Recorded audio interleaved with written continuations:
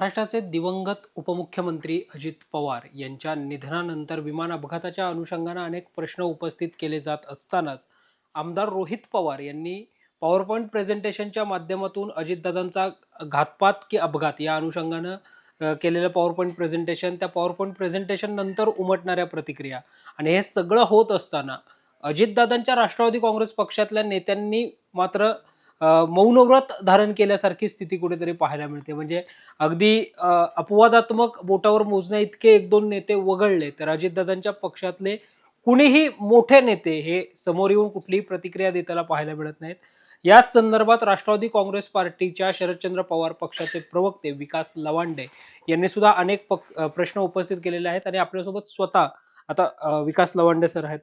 Sir, पहिल्या दिवसापासून खरं तर या सगळ्या प्रकरणामध्ये अजित पवारांच्या राष्ट्रवादी काँग्रेस पक्षाकडनं अमोल मिटकरी वगळले तर बाकी कुणीही नेते फारशी प्रतिक्रिया देताना समोर येत नाही. त्याच्या उलट आपल्या पक्षामधून म्हणजे राष्ट्रवादी काँग्रेस पार्टी शरदचंद्र पवार पक्षामधून राजेश टोपेंपासून ते अगदी रोहित पवारांनी तर पॉवर पॉईंट प्रेझेंटेशन मांडण्यापर्यंत प्रत्येक नेते आपापल्या पद्धतीनं अजितदादांच्या विमान अपघातावर व्यक्त होत आहेत. विमानाचा अपघात की घातपात या अनुषंगाने चर्चा करताना पाहायला मिळत आहेत. काय या दादांच्या नेत्यांनी मौनव्रत धारण केलं या सगळ्याकडे कसं पाहताय? खरं तर अजितदादासारखा एक मोठा नेता, ज्याला आपण मास लीडर म्हणू शकतो, असा नेता आपल्यात आज नाही आहे. ही खूप मोठी महाराष्ट्राची हानी झालेली आहे. महाराष्ट्राच्या राजकारणामध्ये एक मोठी पोकळी निर्माण झालेली आहे. कारण असा एक नेता तयार होण्यासाठी 20, 25, 30 वर्षे जातात, तेव्हा एक असा लीडर तयार होत असतो. आदरणीय अजितदादांचं जाणं हे सर्वांसाठी अतिशय दुःखदायक, वेदनादायी आहे. अजूनही लोकांना त्याच्यावर विश्वास बसत नाही आहे. अजितदादा गेल्यामुळे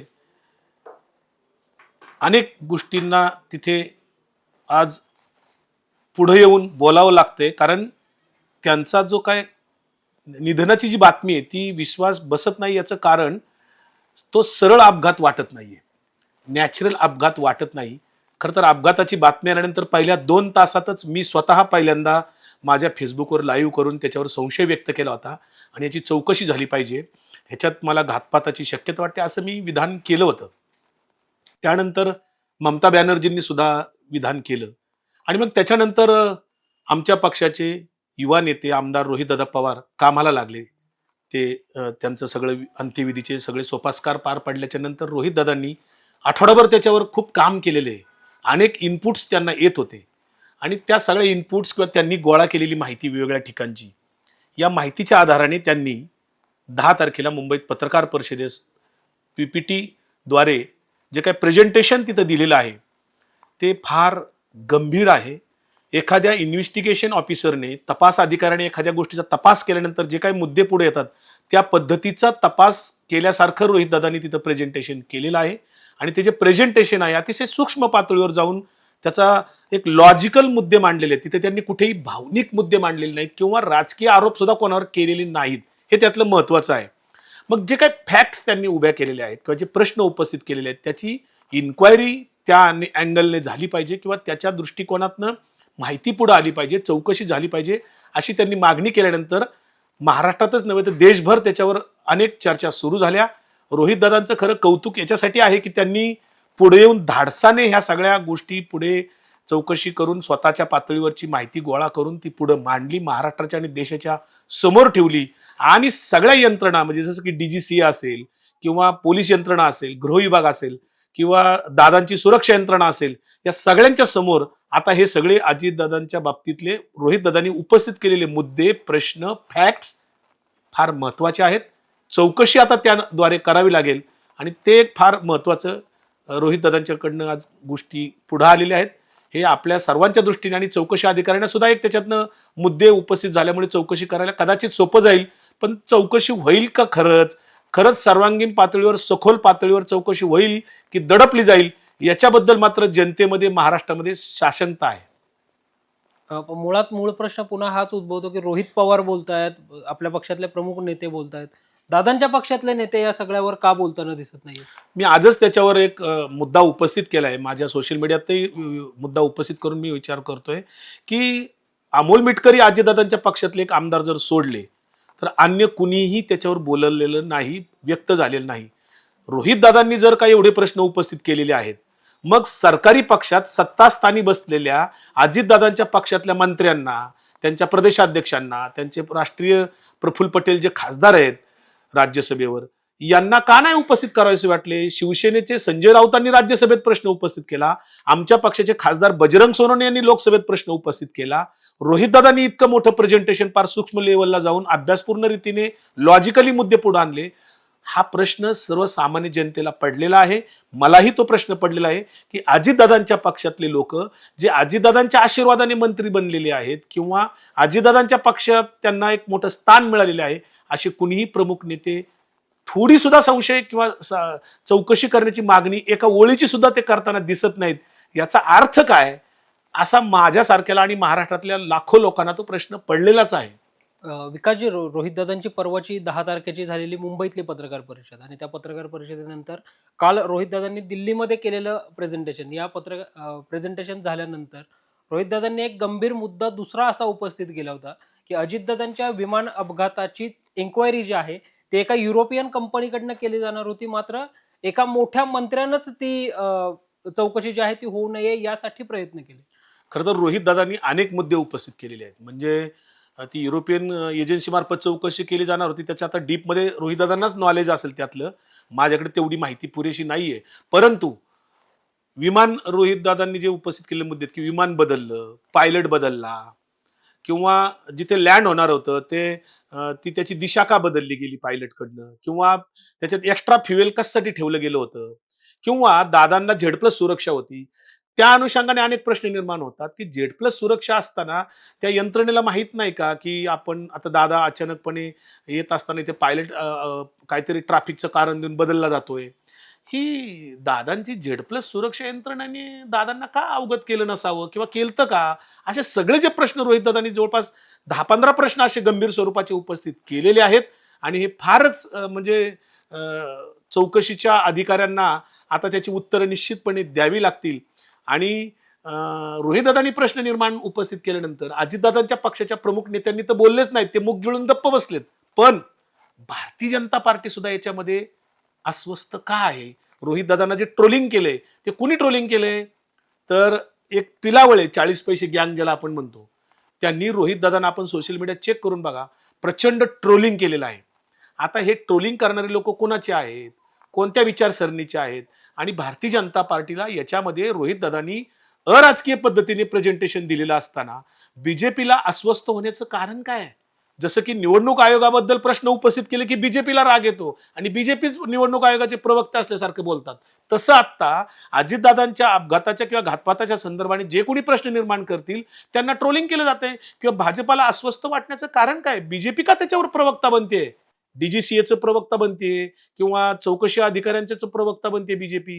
हे जरा कुठंतरी संशयाला जागा निर्माण करणाऱ्या गोष्टी निर्माण होतात.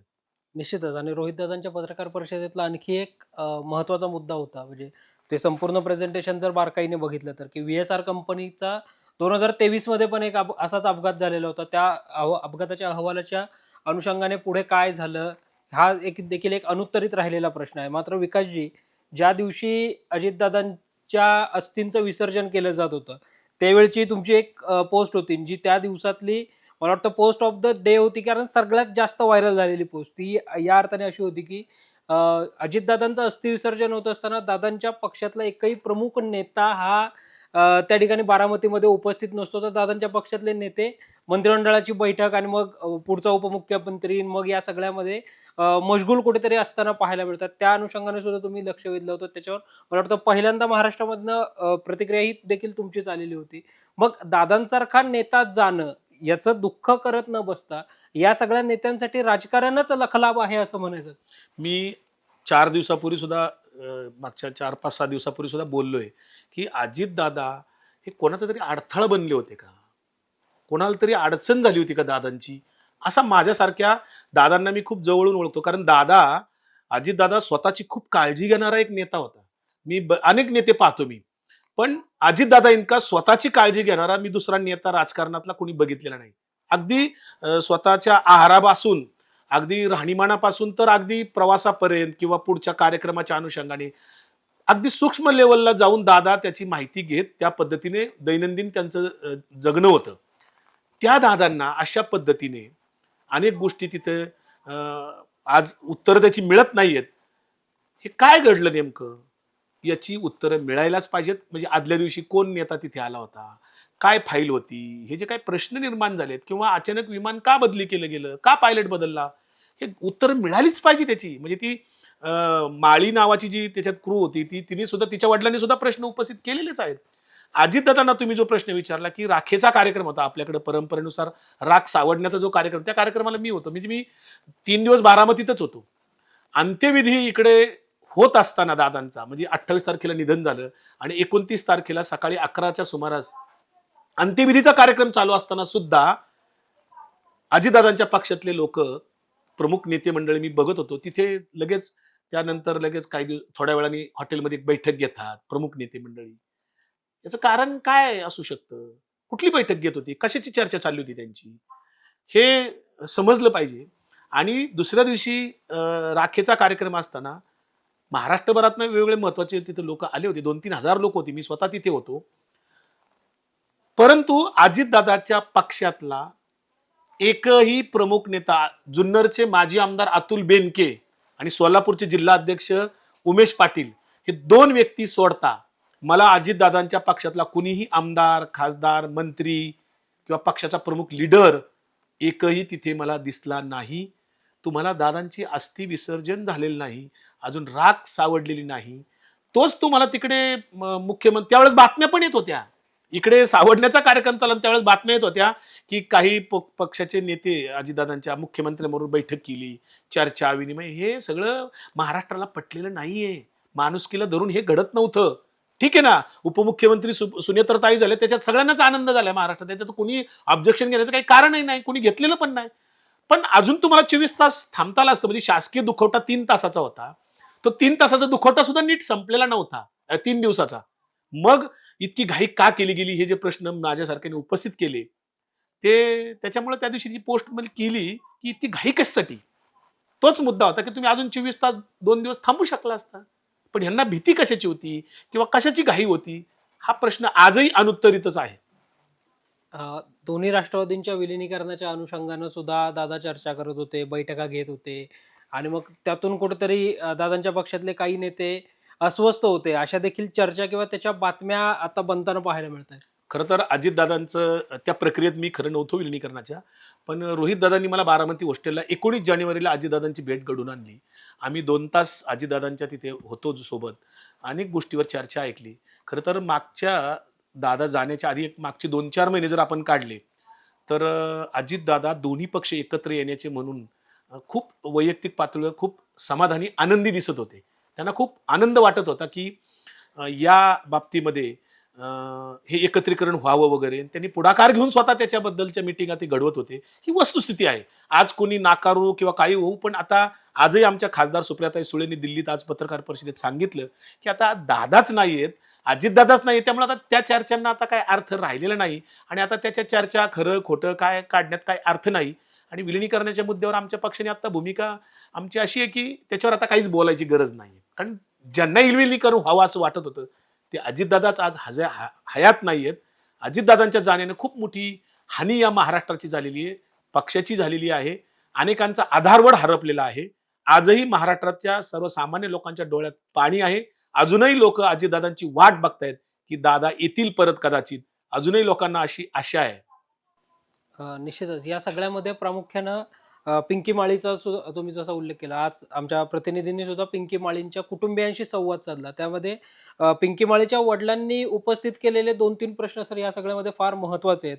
एक प्रश्न तर जर विमानामध्ये तांत्रिक बिघाड होतं तर बारामतीपेक्षा पुण्याचं एअरपोर्ट जवळ होतं, पुण्यात मग त्या विमानाचं लँडिंग का करता आलं नाही किंवा मग दादांसोबत जे नेहमी सगळे म्हणजे पी-एस वगैरे सगळे होते ते त्या दिवशी का नव्हते. आणि या प्रश्नांबरोबरच त्यांनी या सगळ्या प्रकरणाची आता सीबीआय किंवा सीआयडी सारख्या चौकशी यंत्रणांकडनंच चौकशी झाली पाहिजे.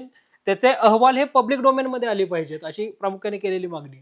खरं तर त्या अनुषंगाने काल बघा सुनेत्रा वहिनींना घेऊन पार्थ पवार, जय पवार यांना घेऊन प्रफुल्ल पटेल आणि सुनील तटकरे देशाचे पंतप्रधान नरेंद्र मोदी आणि गृहमंत्री अमित शहा यांना भेटले. त्याचे फोटो आलेले आहेत. जर का त्याच्यामध्ये हे उपस्थित केलेले मुद्दे अपघाताच्या अनुषंगाने, चौकशीच्या अनुषंगाने, जर निवेदन सुनील तटकरे पक्षाच्या वतीने देताना फोटो जर पाहायला मिळाला असता की केंद्रीय गृहमंत्र्यांना सुनील तटकरे निवेदन देत आहेत प्रफुल्ल पटेल यांनी दोघं की याची ह्या मुद्द्यांच्या अनुषंगाने चौकशी व्हावी, असं पंतप्रधानांना निवेदन देताना फोटो, त्या फोटोत जर दिसला असतं तर खूप जरा बरं वाटलं असतं की बाबा ह्यांची पण इच्छा आहे. पण ह्यांची इच्छा आहे का चौकशी व्हावी? यांना भारतीय जनता पार्टीची भीती वाटते का?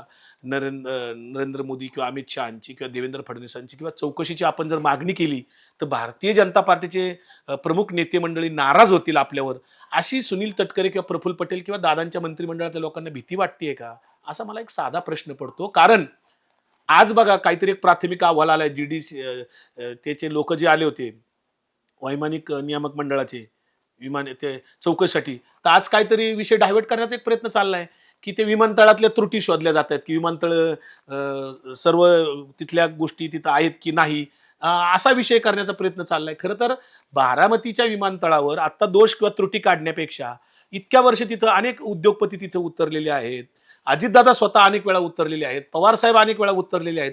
इतक्या वर्षात का तो प्रश्न पुढे आला नाही? आता विमानतळाचे दोष काढण्याचे प्रकार पुढे आणून मूळ विषयाला बगल देण्याचा प्रकार आहे का, असंही मला त्याच्यामध्ये वाटतं. खरं तर हे सगळं फार संशयास्पद निश्चितपणे आहे. अजितदादांचा हा नैसर्गिक अपघात नाही, याच्यावर मी स्वतः वैयक्तिक निश्चितपणे ठाम आहे. कारण संशयाला अनेक जागा आहेत आणि रोहित दादांनी ते पॉवर पॉईंट प्रेझेंटेशनच्या माध्यमातून जगासमोर ते सगळे मुद्दे मांडलेले आहेत. त्या मुद्द्यांची उत्तरं द्या. ते रोहित पवार किंवा बाकी सगळे बाजूला ठेवा, राजकारण बाजूला ठेवा, पण त्या उपस्थित केलेल्या मुद्द्यांची किंवा फॅक्ट्स जे आहेत त्याची उत्तरं कुणीतरी द्यायला पाहिजेत, कुणीतरी सांगायला पाहिजे. अजून 15 दिवस झाले, अजूनही प्राथमिक अहवाल सुद्धा पुढे आला नाही. ती ब्लॅक बॉक्स होता, त्याच्यातलं तरी अहवाल पुढे होता. कमीत कमी त्या ब्लॅक बॉक्समध्ये काय होतं नेमकं, त्याला 15 दिवस का पाहिजेत ओपन करायला? इतके साधे प्रश्न आहेत. आणि दुसरी एक बातमी मी आज काही तुमच्याच प्रसारमाध्यमांच्यात पाहिली की 14 विमान कंपन्यांची ऑडिट सुरू झाले, पण त्याच्यात व्हीएसआर कंपनी जी घेतलेली आहे तुम्ही उल्लेख केलेला, ती व्हीएसआर कंपनी त्याच्यात नाहीच वाटतं त्या 14 मध्ये, अशी बातमी मी आज प्रसारमाध्यमांच्यात पाहतोय. त्यामुळे हे सगळं संशयास्पद आहे. सीबीआय काय किंवा CID काय, तपास कसा करायचा काय नाही, शेवटी राजकीय इच्छाशक्तीचा तो भाग आहे.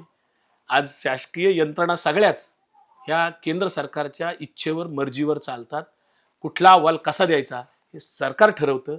सरकारी यंत्रणा जरी असल्या तरी सुद्धा सरकारला काय अभिप्रेत तसाच अहवाल येईल असं मला वाटतं. उच्च न्यायालयाच्या न्यायमूर्तींच्या देखरेखीखाली किंवा त्यांच्या नियंत्रणाखाली ही खरं चौकशी व्हायला पाहिजे अशी मी आपल्या माध्यमातून मागणी करतो. निश्चितच राज्याचे दिवंगत उपमुख्यमंत्री अजित पवार यांच्या जाण्यानं महाराष्ट्रानं एक कोहिनूर आणि धडाडीचा आपला कामाचा माणूस, प्रत्येकाला हवाहवासा वाटणारा कामाचा माणूस गमावलाय. त्यामुळे अजितदादांच्या जाण्यावर, अजितदादांच्या मृत्यूवर कुठलंही राजकारण न करता अगदी सुरुवातीपासून राष्ट्रवादी काँग्रेस पार्टी, शरदचंद्र पवार पक्षांनी सुद्धा पहिल्या दिवसापासून हीच भूमिका मांडली की दादांच्या विमान अपघाताचं राजकारण नको. रोहित पवारांच्या पॉवर पॉईंट प्रेझेंटेशन मधून सुद्धा त्यांनी तेच सांगण्याचा प्रयत्न जो आहे तो केलेला होता. इतकंच काय तर राज्याचे मुख्यमंत्री देवेंद्र फडणवीस यांनी सुद्धा प्रामुख्याने हेच सांगितलं की अजितदादांसारख्या एका कर्तबगार व्यक्तीला आपण गमावलंय, त्यामुळे दादांच्या मृत्यूवर आपण राजकारण करत बसता कामा नये. आम्ही CID चौकशीची इन्क्वायरी केली, मुख्यमंत्री जसं म्हटले तसं आम्ही CID चौकशीची मागणी केली. चौकशी अहवाल लवकरच येईल आणि या चौकशी अहवालामधून तरी दोषींवर कारवाई केली जाईल आणि दादांच्या विमान अपघातामागचं सत्य हे महाराष्ट्रासमोर येईल अशी एक भाबडी आशा आपण बाळगूयात. अशाच ताज्या बातम्या, मुलाखतींसाठी, विश्लेषणांसाठी पाहत रहा टॉप न्यूज मराठी. आपला महाराष्ट्र, आपली बातमी. तुमची car, electric panel, data server आगीपासून सुरक्षित आहे का? नाही? मग आजच बसवा F protect temperature activated fire suppression device. यामध्ये आहे eco friendly non toxic pressurised liquid, जे आग लागल्यास क्षणार्धात ऍक्टिव्हेट होऊन आगीवरती मिळवते नियंत्रण. बसवण्यास अतिशय सोपे आणि सुटसुटीत टेकालिपचे एक दर्जेदार उत्पादन एफ प्रोटेक्ट.